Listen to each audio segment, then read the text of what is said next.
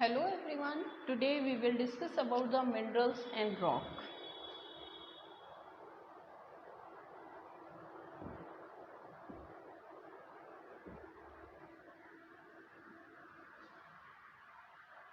Minerals obtain from the earth crust. जितने भी minerals हैं वो हमें अर्थ क्रस्ट पर मिलते हैं। तो सबसे पहले अगर हम बात करते हैं मिनरल्स की, तो बात करते हैं व्हाट इज़ मिनरल।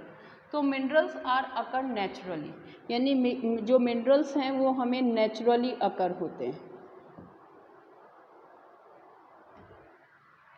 नेचुरली अकर होने के साथ it is the organic and inorganic substance. जो मिनरल्स हैं वो ऑर्गेनिक इनऑर्गेनिक सब्सटेंस है and it's a definite chemical and physical composition. इसका chemical and physical composition definitely होता है, जो कि आपने पढ़ा हुआ होगा, जैसे Fe2O3। तो इस तरीके के fix chemical and physical properties होती है मिनरल्स की। And minerals are made up of 2 and more than 2 elements. Minerals जो हैं वो made up of 2 and more than 2 elements, more than 2 elements, 2 element से ज़्यादा बने हुए होते हैं। तो इस तरीके से जो मिनरल्स हैं वो this is the definition of minerals. Minerals में काफ़ी सारे मिनरल्स ऐसे होते हैं जो कि एक ही एलिमेंट से बने हुए होते हैं, तो that is also called minerals. अच्छा, अब ये बात आती है कि जो मिनरल्स हैं वो ऑब्टेन कैसे होते हैं। और मिनरल्स जो हैं, हमारी अर्थ क्रस्ट की बात करें तो अर्थ क्रस्ट पर जो हमारी अर्थ है वो कौन से एलिमेंट से बनकर मिली है। तो अर्थ के अंदर सबसे ज़्यादा ऑक्सीजन है। ऑक्सीजन के बाद में उसके बाद में है हमारे पास सिलिकॉन। सिलिकॉन के बाद में हमारे पास एल्यूमिनियम, और एल्यूमिनियम के बाद में हमारे पास है फेरस। फेरस के बाद में हमारे पास कैल्शियम। कैल्शियम के बाद में सोडियम, और सोडियम के बाद में हमारे पास है पोटेशियम। तो इस तरीके से ये सारे एलिमेंट्स, अदर एलिमेंट्स, ये जो एलिमेंट्स है वो हमारी अर्थ क्रस्ट में फाउंड होते हैं। हमारी अर्थ क्रस्ट के अंदर जो मिनरल्स के जो अमाउंट है वो करीबन 2000 मिनरल्स हमें फाउंड होते हैं।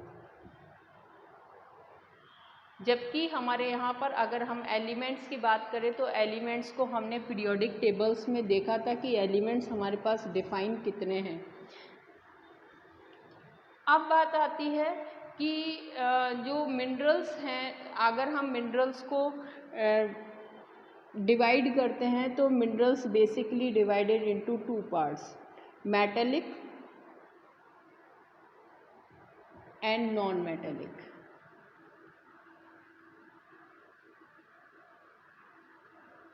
मेटेलिक मिनरल्स होते हैं फेरस एंड नॉन फेरस, जिनके अंदर मेटल्स की प्रॉपर्टी होती है, और this is non ferrous. Metallic के अंदर भी इसी तरीके से, सॉरी, नॉन मेटल्स के ये जो मेटेलिक फेरस के अंदर एग्जांपल जैसे आयरन, और नॉन फेरस के अंदर एल्यूमिनियम, गोल्ड, सिल्वर, टिन। तो these are the metallic examples. अब नॉन मेटेलिक जो एग्जाम्पल्स हैं दैट इज़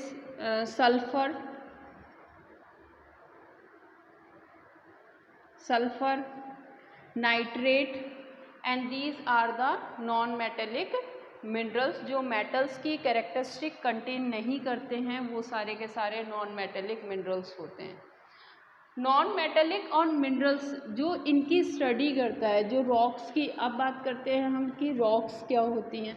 तो रॉक्स की बात करें तो रॉक्स के अंदर जो रॉक्स की सबसे पहले the science of rock is called petrology. The science of rock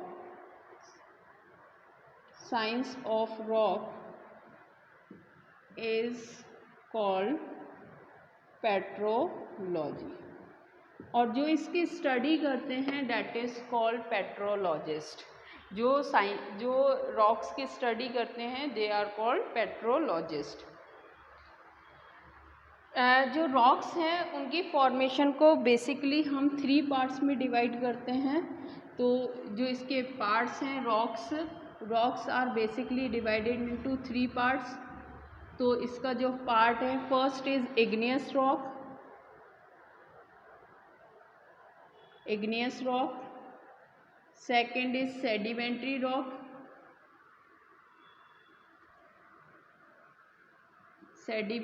rock, and third one is metamorphic rock.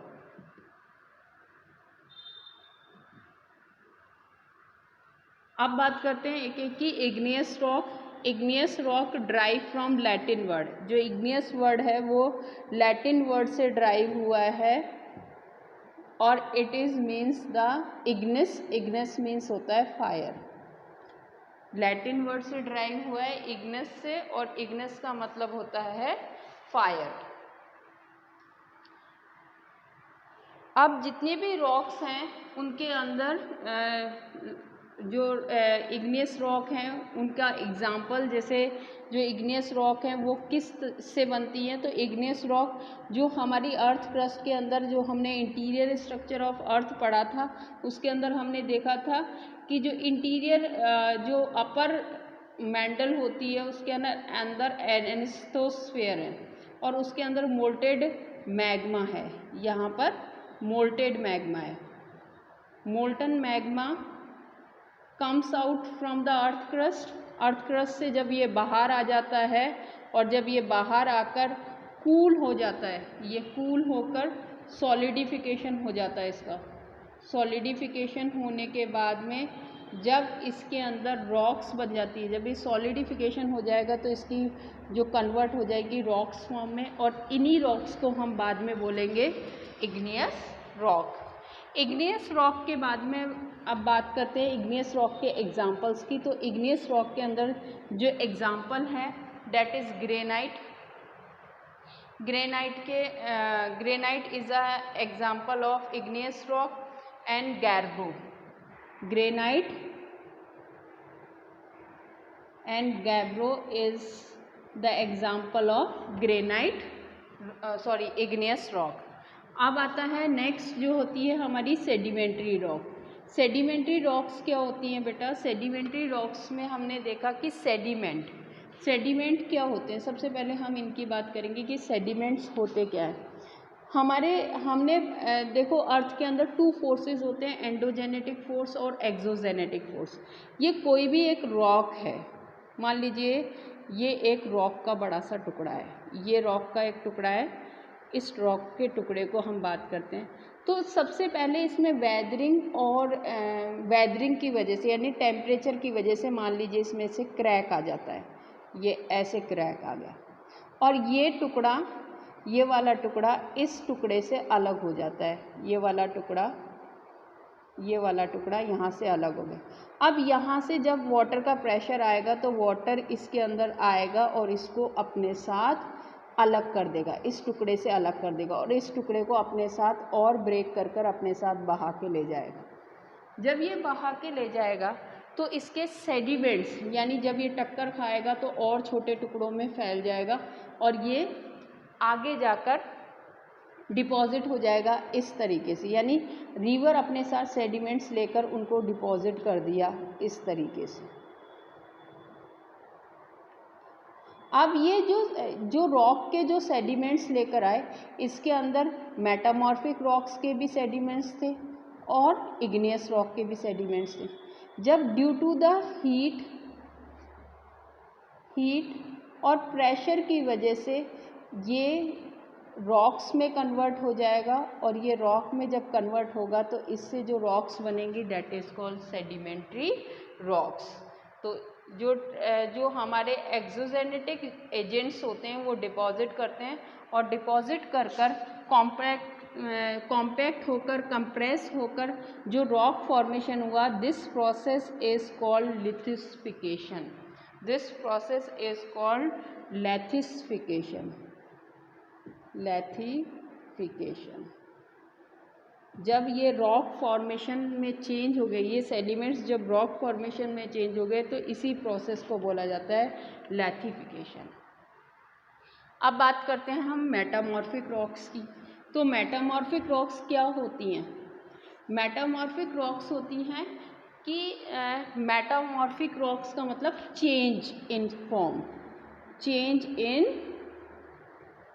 In form, यानी कोई भी रॉक है, भले ही वो इग्नियस रॉक है या सेडिमेंट्री रॉक है, वो अपनी फॉर्म चेंज कर ले due to the heat and pressure, यानी due to the heat, pressure and temperature, volume,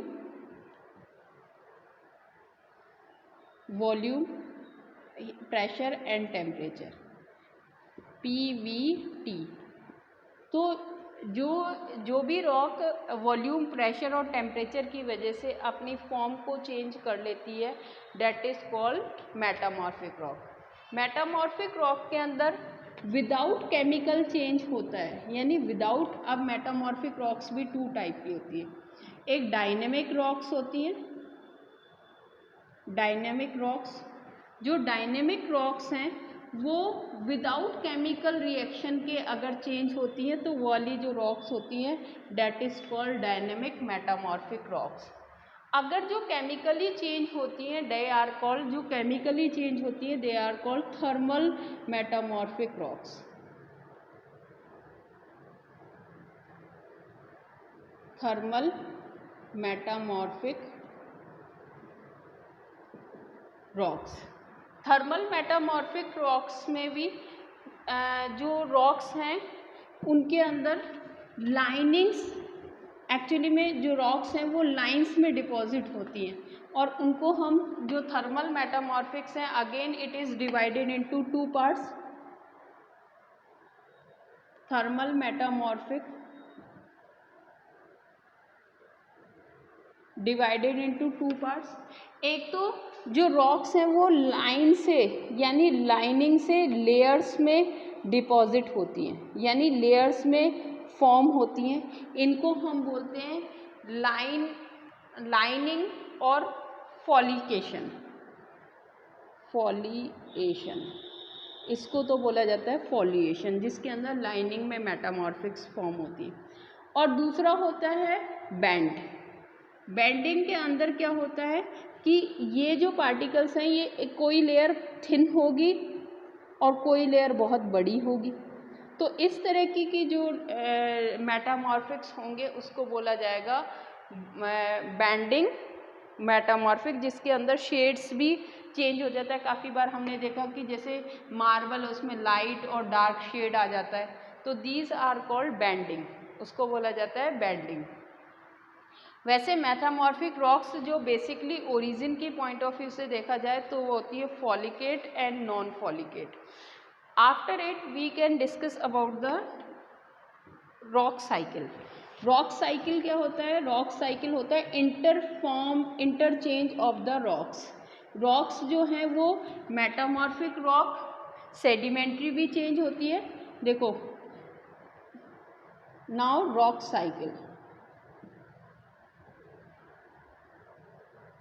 igneous rock, metamorphic rock and sedimentary rock.